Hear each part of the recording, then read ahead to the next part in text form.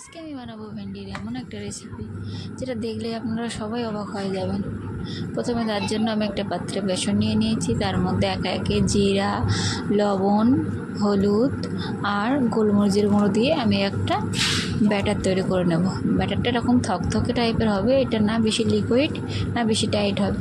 তার মধ্যে আমি কেটে রাখা ভেন্ডিগুলো দিয়ে দেব, দিয়ে আমি একটু বেশ এটা ভেন্ডির সঙ্গে কোট করে নিয়ে আমি এটাকে তেলে ফ্রাই করে নেব। এটা আমার তেলে ফ্রাই করতে দিয়েছি, এবার এগুলোকে একটু আমি উল্টে পাল্টে ভেজে নেব। এভাবে ভাজার সময় খেয়াল রাখতে হবে যেন এগুলো বেশি পুড়ে না যায়। তো আমার একটু লাল লাল করে ভাজা হয়ে গেছে, এবার আমি এগুলোকে একটি পাত্রে উঠিয়ে নেব। তারপরে এগুলোকে আমি মশলায় কোট করার জন্য একটা মশলা তৈরি করে নেব।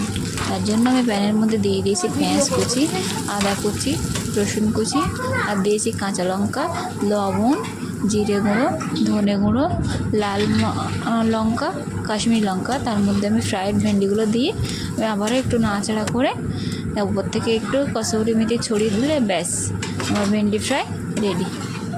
একবার এইভাবে ট্রাই করে দেখবে, এটা খুব টেস্টি হয়। আর অবশ্যই কমেন্ট করে জানাবে কেমন হলো। Thank you.